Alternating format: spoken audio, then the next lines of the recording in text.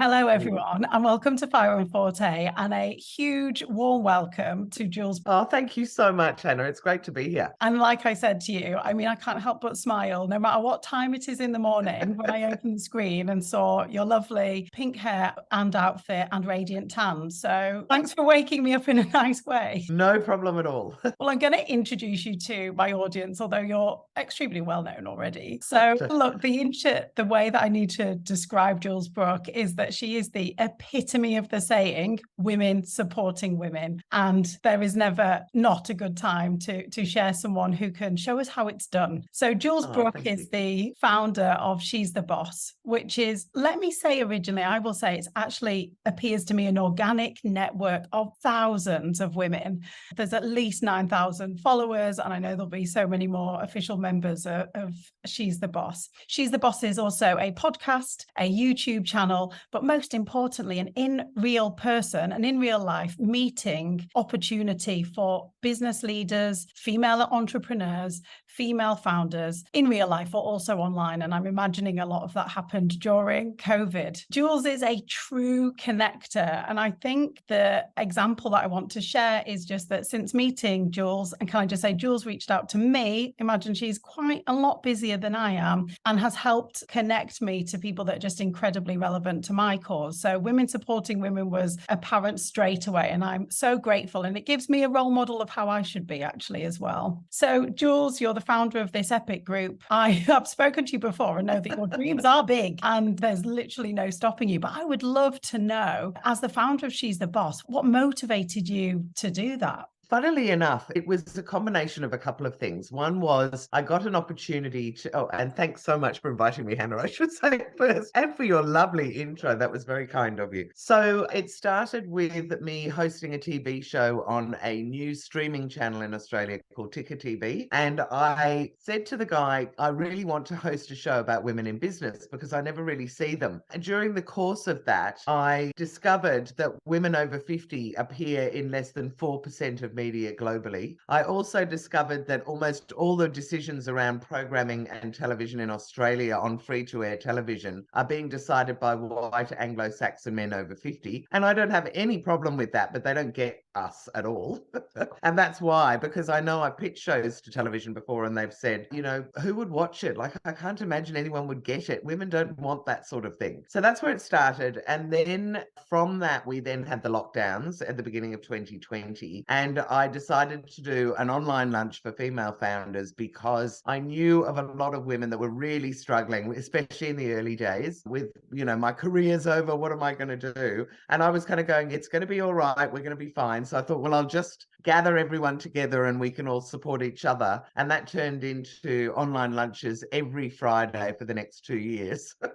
And I'm still doing it now, but I do it fortnightly. And really, you're quite right when you say organic. It has just happened. I mean, I feel like I'm channeling it from the universe, like it's just all happened. So then the TV show, I parted ways with Ticker TV, but started the YouTube channel, started interviewing female founders as podcasts because I could do long interviews and have now done more than 200 of them. And then when we came out of the lockdown, we started doing in-person events in Melbourne, Sydney and Brisbane. And I just love it. And I guess I feel with She's the Boss that as a 56-year-old woman myself, there is a gaping hole for women who've got established businesses that want to be able to support each other. It can get quite lonely when you get to the top and you've got a community around you that you're leading. So you kind of don't always want to go to them with some of your issues. And so I just felt like there was this opportunity for women of my age, or older women, let's say from 40 past the sort of baby area, because there's a lot of stuff for mums, which I was very part of when my kids were younger. But there's this sort of area where older women with established businesses needed to connect as well. And I just felt like that wasn't being addressed. So hence She's the Boss has sort of moved into that area. And the fact that it's grown so quickly over, we're talking 2 and a bit years. Yeah, we are.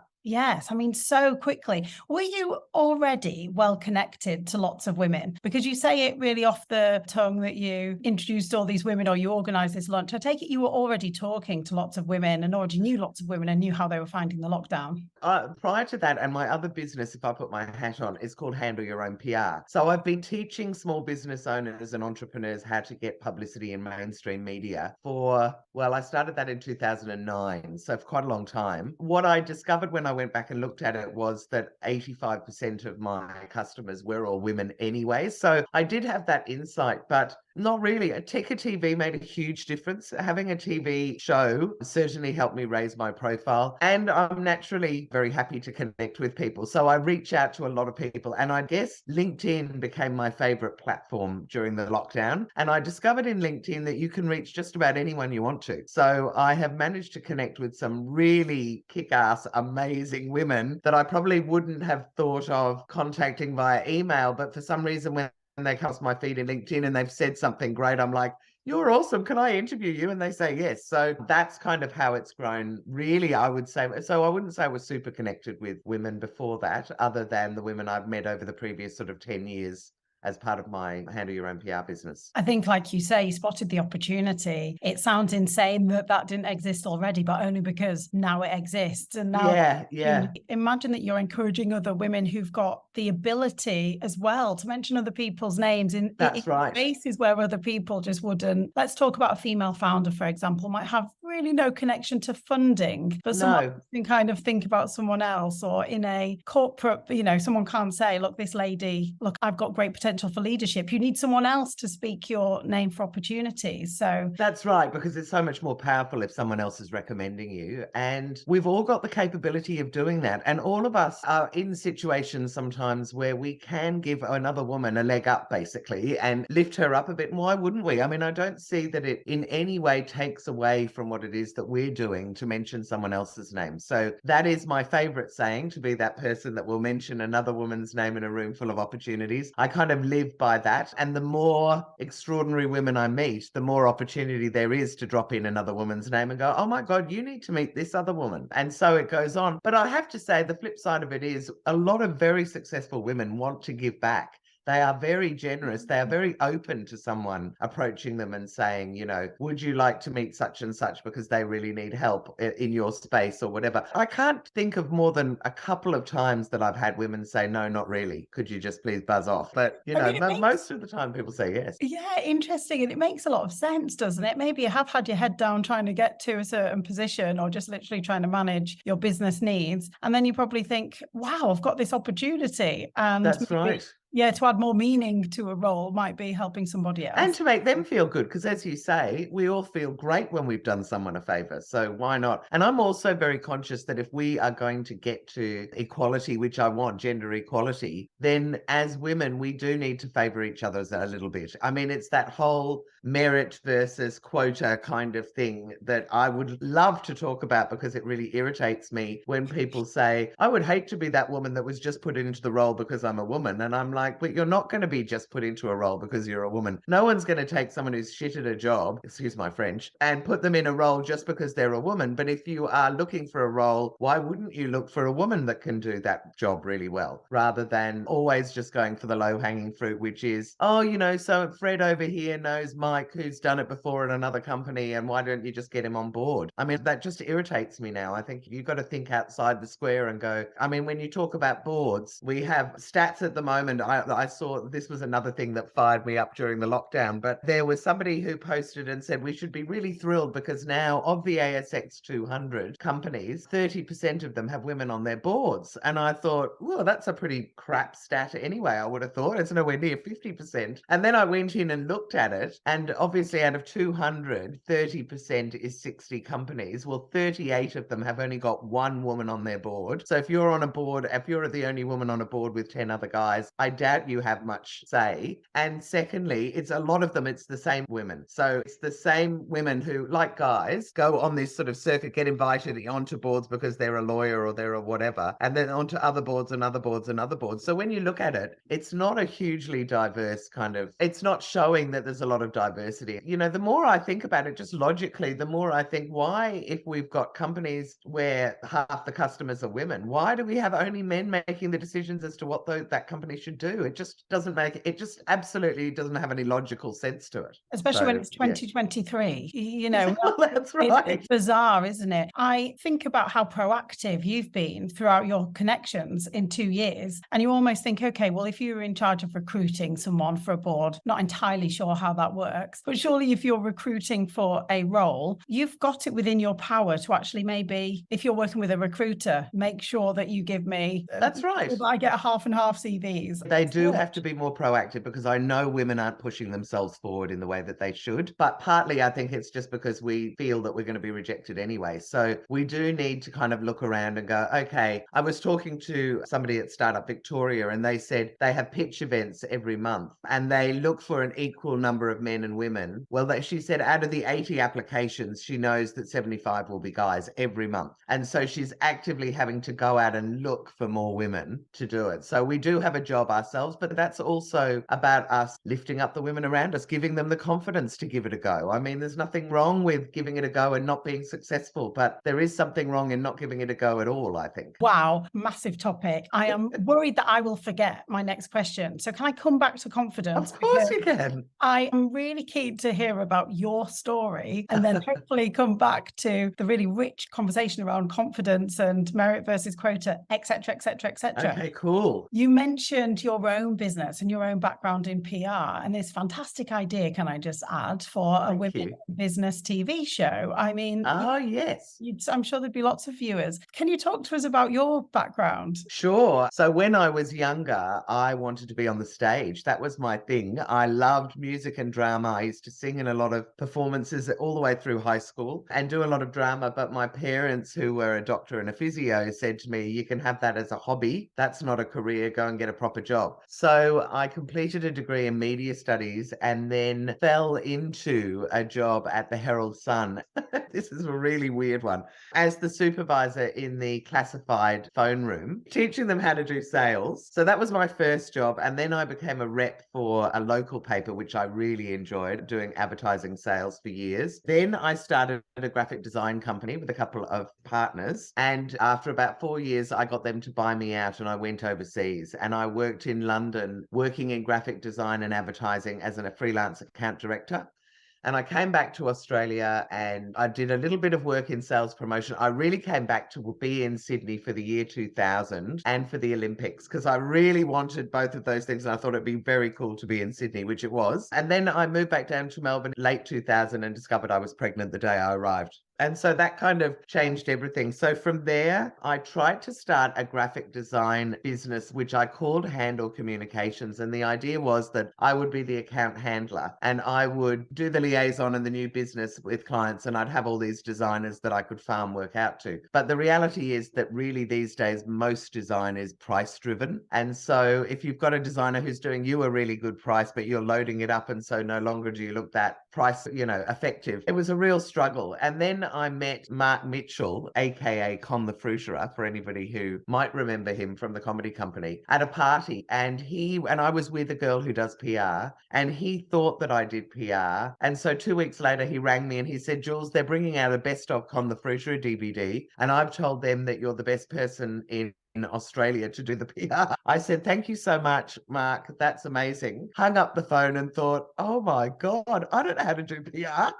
So I basically rang around my friends who were in PR and said, why don't you do it? And I'll front the client, you do the work and we'll split the fee. And they all said, look, we're really busy. We haven't got time. Give it a go. I reckon you'll be really good at it. And so I just gave it a go. And I discovered that, having done cold call selling, which I used to do for advertising, I found PR so easy. You just ring journalists and say, I've got this great story. And they don't say, buzz off, who are you? And hang up the phone on you like you get all the time in sales. They go, oh, really? What's the story? And so I just loved it. And from that, I brought a business partner in, Simone Hayden, who was my friend, who was amazing. And she had done PR before. So she was able to not only tell me how to do it, but also how to write reports. I didn't know how you would show anyone what you'd done in PR. Anyway, she was great. And then we just kind of grew the business from there, training up people who didn't know how to do PR into becoming our PR staff. So we had a mum, we had a salesperson, we had a chef, we had a whole lot of people that we trained up. And then the GFC hit in about 2008. And that was when I had a bit of a light bulb moment. And I suddenly said to Simone, you know what? I think we should tell people how to do PR. So what had happened with the GFC was that PR, like anything that's not super important in people's business lives, kind of gets pushed to the bottom because money was very scarce. And yet I knew that the media so desperately needed content and that these business owners had fantastic, innovative businesses. So I said to Simone, let's just teach people how to do it. Well, that was kind of a naive little idea because it took a long time to get it off the ground. Back in those days, people didn't even know what PR was. So you'd go, oh, you should do some PR for your thing. They go, what is it? And why would I be? And there's no way I could ring a newspaper or a magazine and get a story up.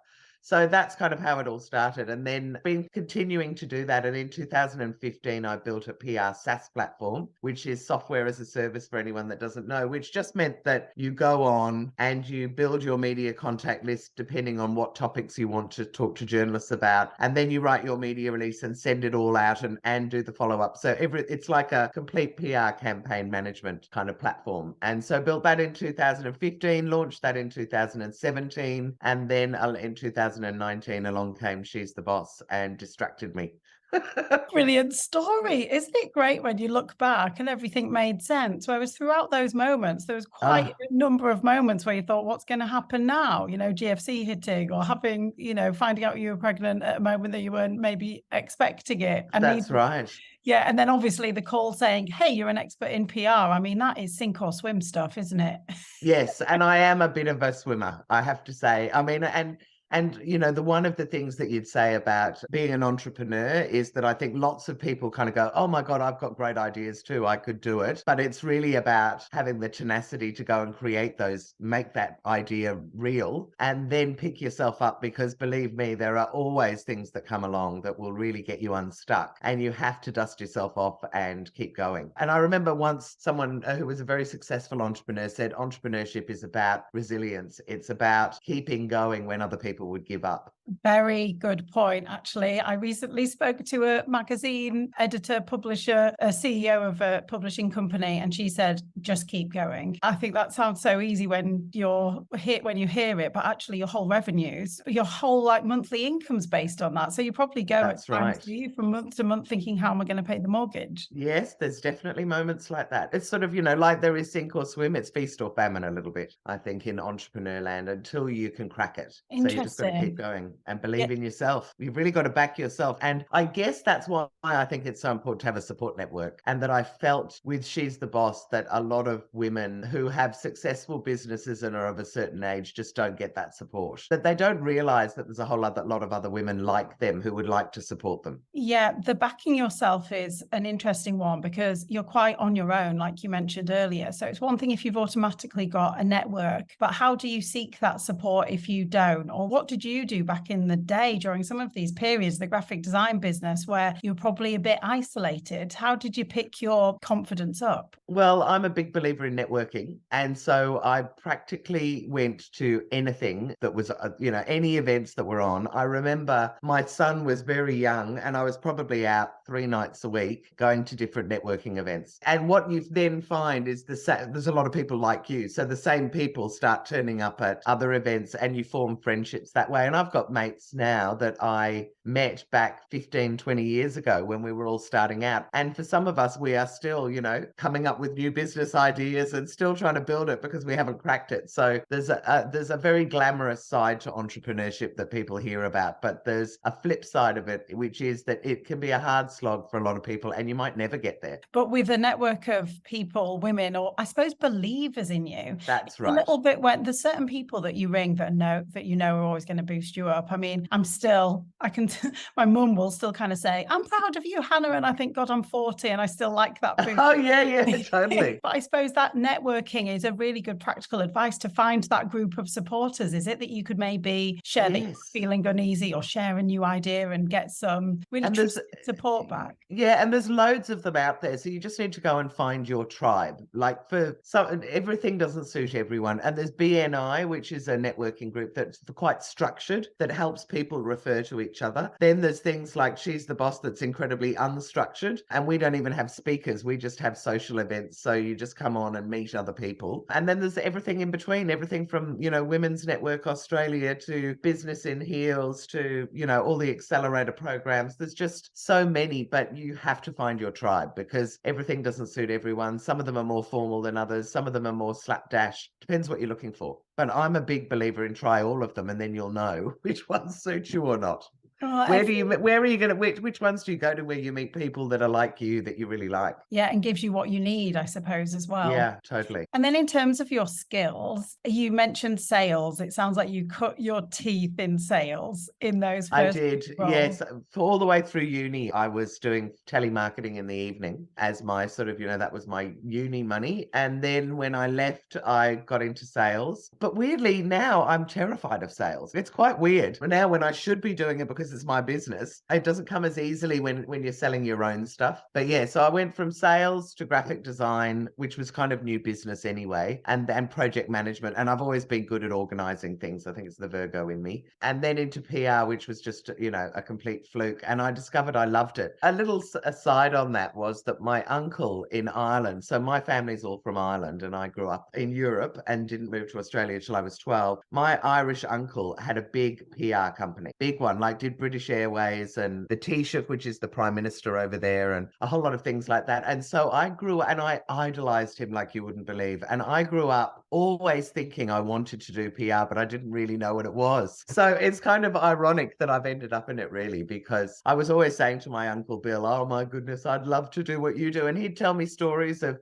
going to Hollywood and meeting all these Hollywood actors, and because he was doing PR on a movie, or going to Beirut before the war because he was working with the government or whatever. And they were just all so interesting, the stories, that I was itching to get into that field. The skills that you've gathered up over the years, from sales to the PR role to graphic design and founding a business, can you see how you've got to where you are now to maybe founding such a huge network such as She's the Boss? And are there any skills that you would maybe share with other people as being extremely helpful for running your own business? Oh, that's a very good question. Well, there's a whole lot of skills that I don't have that would be very useful to have if you want to have a successful business. One of them is about planning and strategy. So I'm pretty good on strategy, but not very good on sort of putting pen to paper. I would describe myself as a visionary and a bit of a super connector. So I'm very good at the big, broad kind of, this is how it can be done, but right, get me down to the nitty gritty and I can't kind of glaze over a bit. But the other skills I think that you need to have, apart from resilience, it helps to have writing skills and presenting skills. If you're happy to get up and speak, you will find that that's a way to build your business quite fast and push yourself out in the media, obviously. But other than that, I think it just depends on you've got to have a passion for what it is that you do, because like we were saying earlier, it's going to be very up and down and you're going to have to get yourself through some tough times probably. So I think you need to have a passion for what it is that you're doing. I think for women, having a purpose, as in trying to change something in the world, trying to disrupt an industry, trying to help others, those are the kinds of things that drive us. And I think that women have a very huge proportion of women have purpose-driven businesses. So they're not just doing it to make money, they're doing it because they want to make change happen. And I think having that kind of purpose and passion really helps get through the good times and the bad. But other than that, being able to write, being able to think creatively, being able to think fast and on your feet, because you will often have to innovate because something like a pandemic comes along and you suddenly go, oh, all my in-person events aren't really going to work anymore. So, and I managed to turn my in-person PR events into online events within about 12 hours, I think it was. I had to move something around. But I mean, a lot of people were doing that. And yeah, so those are sort of some of the things. Probably being good with finance would be another one, another thing that I kind of fall a bit short on. But, but there are experts out there that can help you as well. I was going to say, you can't have it all. Be nice to. Yeah, they say, don't they? There's certain areas where you can outsource, so you can apply your energy. I love the point about purpose. I'm imagining that is an energizer, would you say? It is totally. I think totally. And I think really now, having interviewed about 250 women who are running their own businesses, I would say across the board that having a purpose makes a massive difference. And these days, there's a wonderful woman called Carolyn Butler Madden. I think it's Carolyn. Anyway, she has a business an agency where she helps organizations align with a purpose. And what I've learned from that is that it also can help your bottom line. So it not only drives us as women, and it's not necessarily the bottom line that we're looking at, sadly, because we should be more, but it can affect the bottom line because, as she said, you align with a purpose and your customers who align with that purpose will then start coming as well. So it can be really good, but it's what makes you bounce out of bed in the morning with a smile on your face and I can't wait to get to work, as opposed to dragging yourself out going, oh my God, another one, do I have to do this? Yeah, and I guess you don't necessarily need to found a business to find that, do you? You could be working in another business that has the values that you value, or you really want to do something around sustainability so you can move yourself into that department. That's right. Yeah, if you're feeling a little bit of I do wonder this around the 40s as well. You've been working for 20 years. Yes. I've done a survey as well around like how many people are happy in their careers. And some have got really powerful and there's a lot of stress that comes with that. And then others are looking for a change. But actually, I wonder if that's linked to purpose. And I wonder if there's a way of finding purpose in the job that you've got, or maybe the side hustle that you could start, or the volunteering that you could do. I agree. And I think, yeah, there's things like ethical jobs now and those kind of job boards that traditionally have been a lower pay, but a greater, I would think, satisfaction because you're helping people. But I actually think big business has clocked it now. And so I think that there are going to be more and more opportunities for people to find employment within sectors where it's something that really turns them on as well. Excellent. Very encouraging. We all want to get out of bed and kind of go, I'm changing the world. We do. I think so anyway. That was a great list of skills, by the way, that you talked about.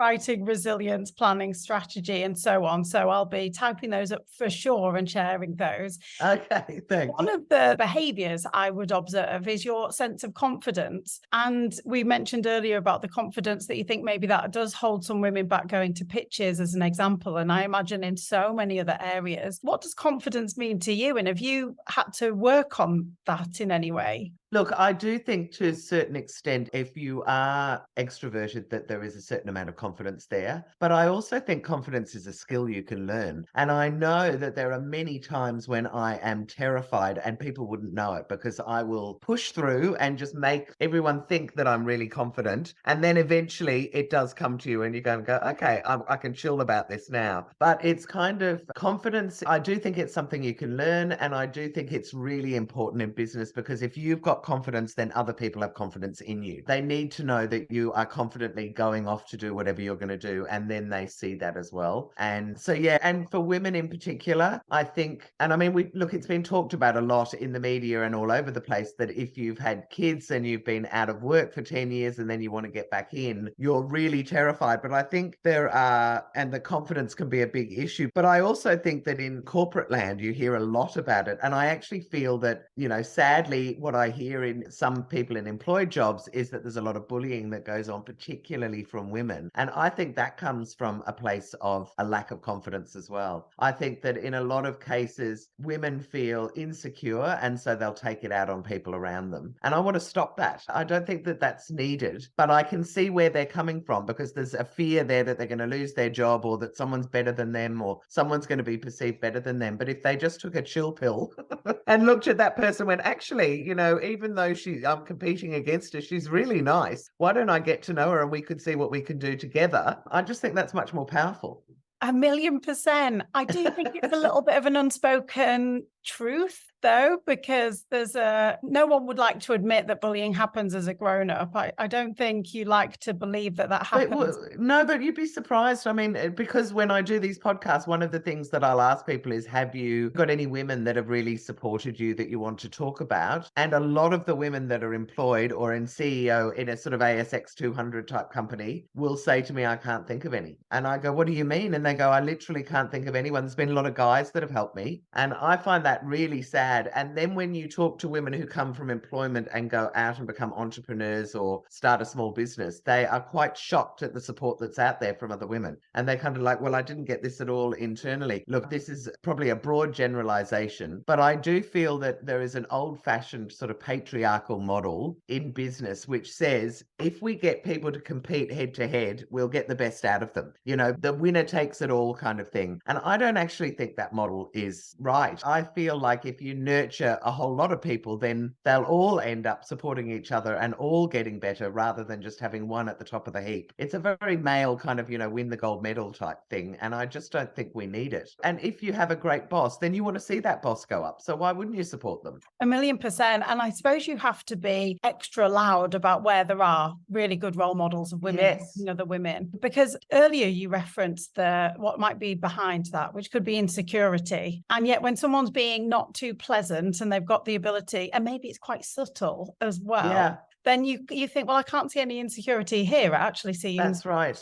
Yeah, That's but right. you do think, is there something that we need to do to understand the psychology of what might happen? And also why no one would admit to themselves they bullied. There's a really interesting woman in Melbourne who I've met recently. Her name is Mary Jensen. She is the head of BNI in Brighton, so it's one of the biggest BNIs in Melbourne. And I'm not a BNI person, but I met her and it struck me. So she has come out of finance. She was a finance director for some very big organizations. And she will quite openly say, I was an absolute bitch. Like, I loved making women cry. That's how horrible she was. And she said, I don't know what it was, but I felt like the meaner I was and the more people were scared of me, the better I was doing at my job. Until I left, had a bit of perspective and went, what the actual hell was I doing? And she often talks about that. And she'll always say it came from a sense of insecurity. She was there. She was worried other people would take her job. She was worried about how she would be perceived by the bosses. And she felt that it was okay to be hated at work because who cares whether you're hated at work? Which is, I mean, when I think of how much time you spend at work and how awful it would be to be in a situation where you thought everyone hated you. But anyway, I just find that really, really interesting. And she openly now says it came from a place of insecurity. She didn't have any role models and she thought that it was the right thing to do to have people scared of her because that meant she was a good boss. That meant that she was being a good leader because the best thing for a leader to do is have people that are scared about you around you who will all do your work really fast. But of course, I just think that model is hideous. And I think she does now too. So she's working with other women to try and help them get through, those kind of roles and not be so awful. It's actually so good that she's sharing that story because it takes quite a lot of guts to say, was that person, doesn't it? Absolutely. I mean, that's the only time I've ever heard a woman say that. And I applaud her to the rooftops and back because she'll be making a real difference. I mean, I said to her, there'll be women in finance who will be watching your posts going, oh my God, I'm that woman. And I didn't realize there was another way. And she says she didn't know there was another way that she could stand out. Exactly. And, there is so many workplaces where an individual might not have a role model. And that gives you a lot of empathy, doesn't it? To think, well, maybe the female boss before you did seem to have this power and this really stern, more aggressive way. So maybe it literally is, you've only seen that. And to be something else, does it come across as weak? I know personally, I can think of so many women that have just embodied support and confidence. I can think of, not as great women, but I've seen some really amazing. And they probably have had a profound effect on you. I mean, this is part of my mission about making women in business more visible because we have a lot of women that say, I don't want to push myself forward. I'm not that special. I don't want people to think that I'm thinking that I'm better than anyone else. But the reality is that we need more visible role models for women in business, that the younger women need to see it. Other women who are going up to C-suite roles need to know that there are really lovely women out there that are doing great things and supporting their teams. I mean, Nikki Sparshot doing fabulous things at Unilever. There's another woman, Melissa Hamilton, that left Stella, which was a call center company, and she had about 15,000 staff, I think, and left and is now helping C-suite women become CEOs. And she is so lovely and so genuine and so firm. I would imagine she was firm with her staff and they knew where they stood, but never nasty. And you just look at that and go, we just need to see a lot more of those kind of women. And when we see them, then people will be able to emulate them. And, again, I'm generalizing, but if you have male bosses who are trying to get everyone to compete against each other, then that's when you get this whole dog eat dog kind of atmosphere. And I don't think that that's conducive to getting the best out of anyone other than probably the person at the top. I do think it's really important to the line, be the woman who mentions another woman in a room full of opportunities. I think that's tell everyone how good and supportive someone's been. That's right. That's absolutely right. So, because maybe that person won't say, I'm a very good supportive boss. Maybe the people that say that are not the most supportive boss. I don't know. No, but to actually call someone else out as saying, this individual has equipped me with so much confidence and opportunities. And then it maybe encourages more people to celebrate other women in their network and understand more what other behaviors are available. Yeah, that's right. That's absolutely it, I think. And I think it's really important if we are going to change that very socially accepted model of, you can be nasty if you're up at the top, then we need to show people who aren't simply. And we also need people to give it a go and for them to have success out of that. So if somebody is nice, and we see that they're successful as well, then that ticks all the boxes. Whereas I think there's a fear that you can be nice or you can be a boss, but maybe you can't be both very easily. Yeah, excellent. That's a really good point. I encourage everyone to listen to your podcast as well. There's Thank you. Women on there. I imagine they're talking There are. about the topic, and hopefully we can share more and more role models about how women have either defeated anything that's gone on like that, but also gone against it. I've thought this throughout since being a teenager as well, that whenever girls fall out with girls as well, it's normally only a misunderstanding. And I wonder if that can happen in business as well, in the way that it can between a group of friends. Absolutely. I would have thought many more opportunities to do that because you don't know the people around you as well as you know your friends. So you can easily get someone offside if you don't know them particularly well, and they don't know that you're joking, for instance. I mean, we've all seen that thing where somebody makes a joke and one person will think that's really very not tasteful and, quite insulting. And the person that it's being said to is laughing their head off and going, oh my God, that's so funny. Well, that's different perspectives. So you do, and you just have to be authentic, I think. You can't, I just think that having a facade, you'll get caught out at some stage. So just be yourself and try and be kind to other people and try and be nice and try and support other people. And it's not always going to happen. I'm not always perfect. No one's always perfect. But if we actively try to do it and to show and to think about the women that are maybe watching us, because that's the other thing that I just think a lot of people think, oh, there's just little old me and nobody really knows me and I can do whatever. There will be people watching you that you won't even be thinking about. And I mean, certainly with PR and now with She's the Boss, I'd go to events and things and people go, I've been following you for years. And I'm like, shit, I didn't know you were. So to go right back to when I was employed, when I was in my 20s, I remember going to Hong Kong and I left work early. I took 4 weeks off work, went to Hong Kong and my boss was there, the big guy who ran the newspaper group that I was working for. And I remember him striding across the foyer of the hotel and going, what are you doing here? I thought you'd be at work. And I remember saying, and I've been saying ever since, you just do not know when you are going to bump into people and who they know. So you've just got to be nice to everyone, because it might be someone's secretary and you're snapping off their head because, you think they're being really annoying and you don't know that their mum or their dad is, your potential new employer. There's just so many, your potential new clients. So you just got to always be on your best behavior is what I say. It's that whole thing of that, in my mother's generation, she'd always say, always make sure you got on clean knickers because you never know if you'll be in an accident. It's the same sort of thing. Always be nice because you don't know who you're talking to and who they know. Such a good way to remember it. The clean knickers, yeah. And the thing about the people watching you that you don't realize, that's actually really lovely, because if you're supporting and working working really well with, your team or colleagues, or being kind, being open, being humble, whatever that might be, isn't it lovely to think that other people might be having a bad day at work and then see you and just think, no, let's not lose faith. Good people around here that I can work with. So it's having that ripple effect. Absolutely. Lots of excellent things that we've covered there. And I think around misunderstandings, I think maybe if women can maybe we just need to keep leaning into this. And if we accidentally, don't take, maybe if we've taken offense to what someone said, vice versa, if we tell that person, like, actually that offended me and why, maybe that helps that person not make that mistake again. Maybe they made a joke because they were nervous in a meeting. I think that a nice way of looking at it is give everyone the benefit of the doubt. And so don't immediately go in for the jugular if they've done something wrong. Maybe have a chat with them, because they might not realize that they've done it.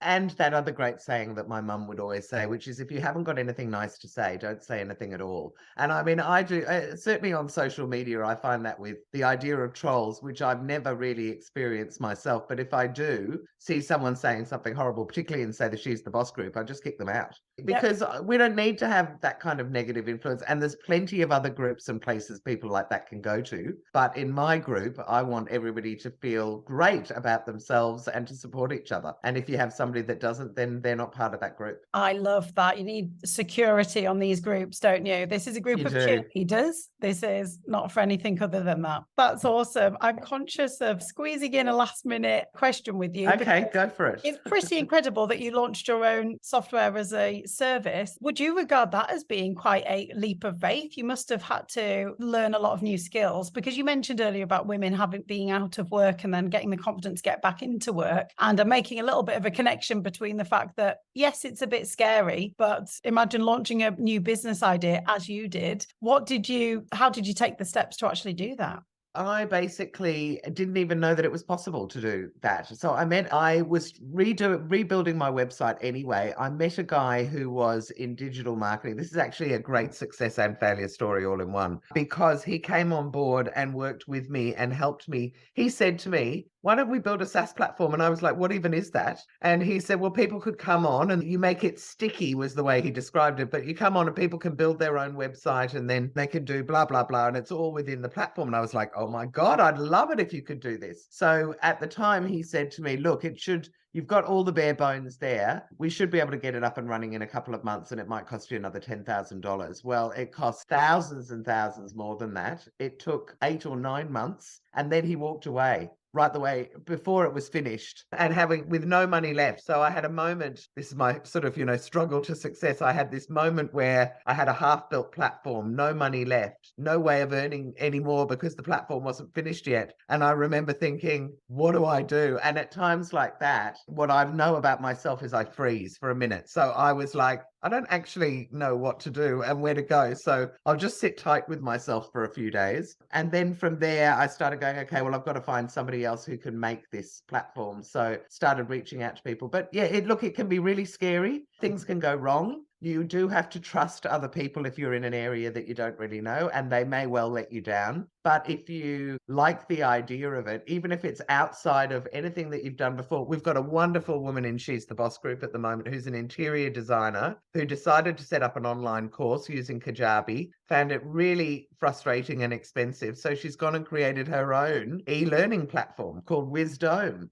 that she's launching this month. And I see that sort of thing all the time. I see women who are a banker that suddenly decides that they want to set up, I don't know, a charity for whatever. It doesn't really matter. There's another woman who's in the building industry who set up cancer support angels. So I would say you can do whatever you want to do. You just have to believe that you can do it. And there will be people that will want to help you along the way. So it's really 9/10 of it really is believing in something and wanting to do it, because you'll always be able to find people to help you do it.